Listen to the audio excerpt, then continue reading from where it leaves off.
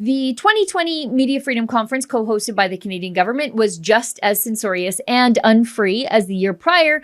These people just did a way better job of hiding it, but couldn't stay hidden forever. And today I'll show you the documents to prove it. Shame on you, and shame on you for inviting him. Shame on you, you censorious thug. That clip you saw right there is from the 2019 Media Freedom Conference, co-hosted by the Canadian government and the British Foreign Office. It was held in London, England. The Canadian government did not want Rebel News there because we were there to call out the hypocrisy. But not being wanted somewhere, particularly by the government, that's never stopped us before. You see, the organizers, which of course included Chrystia Freeland, who at the time was our foreign minister, invited the foreign minister of one of the most censorious countries on the face of the earth as a keynote panelist at their conference. That man was the Pakistani foreign minister. Now, previous to the Media Freedom Conference, the Pakistani government had not only had Twitter censor Ezra Levant here in Canada, but also censor critical journalists all over the world. And big tech was happy to oblige. And yet, this man was invited to the Media Freedom Conference. This foreign minister from a country that locks up Christians for expressing their Christianity in public. But that wasn't the only bizarre act of hypocrisy happening at the Media Freedom Conference. The Canadian government decided to do their best to bar two conservative-minded independent journalists from a press conference with the aforementioned Chrystia Freeland. These people would have gotten away with banning me and Andrew Lawton from True North had the international media not expressed outrage. Shockingly, these journalists stood in solidarity with Andrew and me, and they refused to go to the press conference unless everybody was allowed. Global Mail, Global, CTV, Al Jazeera, CBC, and the National can come with me, please. And the others? What about the rest? The rest of us? The rest will have to see that. No, I think we No, all go. that's We all nonsense. go. No, That is nonsense. We all go. We're not going. Let's Take us to the room, and we can see if we can. Then we're not going, Brittany. We're just not. We're all going. This is a media freedom conference. Yeah, this is We ridiculous. just don't do that. Yeah, No. we're not going then. So fast forward to 2020.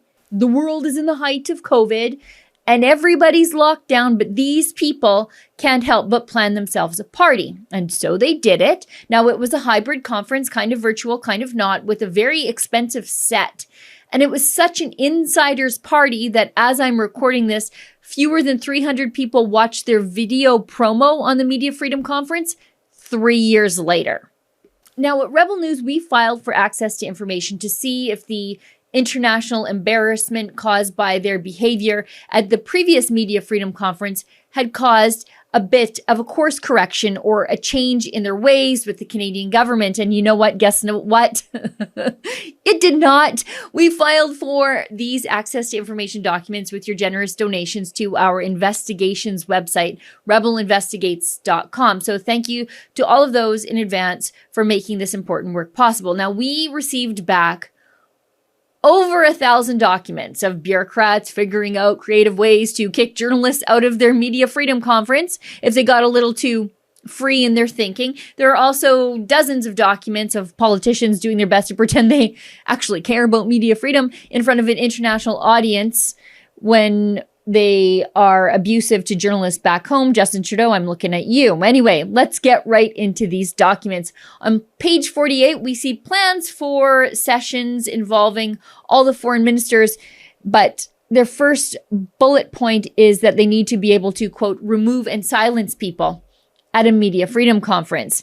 Let's call that the Ezra Levant rule. I'm assuming they were still mad about Ezra asking questions of Pakistan's foreign minister at the previous conference and getting everybody a little hot under the collar. On page 67, according to the footnote, one of the panelists' names they are hiding works for Facebook, who the conference organizers wanted to come to discuss AI. And they're arguing that having them there would create, quote, a better dialogue. On page 262, the bureaucrats spent a lot of time discussing how to actually announce the COVID funding that the Canadian government is giving to the BBC. Why is the Canadian government funding the British state broadcaster? Now, that project is described in detail on page 711, and they plan to announce it at the conference. It's $1.5 million to the BBC to combat COVID disinformation. On page 331, Trudeau's keynote messages on media freedom, quote, "When journalists are prevented from reporting the news, the public is deprived of essential information and democracy suffers." You know what? I might actually agree with him.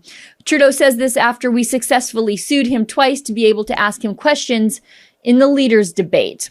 Also, we can see that Trudeau is demanding that we all speak out against physical attacks on journalists. Maybe Trudeau should sit down and have a little chit-chat with his own security detail. That detail manhandled David Menzies and Drea Humphrey. On page 373, the bureaucrats muse about offering selected media partners special access to government ministers in return for coverage. Can we, and is it fair to, offer them access to VIPs, influencers for media coverage? Page 374, complaining that Canadian media broke Chatham House rules and reported on some events in China. And it's funny to see these people complaining about Canadian media actually doing their jobs and reporting on events in China as they plan a media freedom conference. Page 380, bureaucrats are planning to reach out to CBC, BBC, Reuters, and Al Jazeera to produce pro-conference podcasts and videos. On page 390, we can see the minister's office is pushing to have someone from their office put on one of the media panels, which the department has concerns about. Yeah, no kidding. Page 734. It's the government's paper on COVID and media freedom. There's a bit about some governments banning independent journalists from briefings, and it sounds kind of familiar. Look at this. However, many governments responded to the crisis by imposing harsh measures to control the public narrative about the pandemic and cover up their inadequacies. They clamped down on the media to control information and public debate about the pandemic. Emergency regulations were put in place, while new and existing laws relating to disinformation and fake news were used to stifle independent media. In several countries, journalists from independent media were denied access to press briefings, and regulations were imposed to compel media organizations to report data provided by the government. Yeah, it really sounds familiar. It's an odd statement from the very government which has the QCJO, or Qualified Canadian Journalist Organization Qualification Program. It's a basic government stamp of approval. And this same government is imposing two new pieces of legislation, Bill C-11, which regulates the internet like terrestrial TV, and C-18, which controls online journalism and gives the government to decide what's misinformation. It forces social media companies to hide what the government says is disinformation.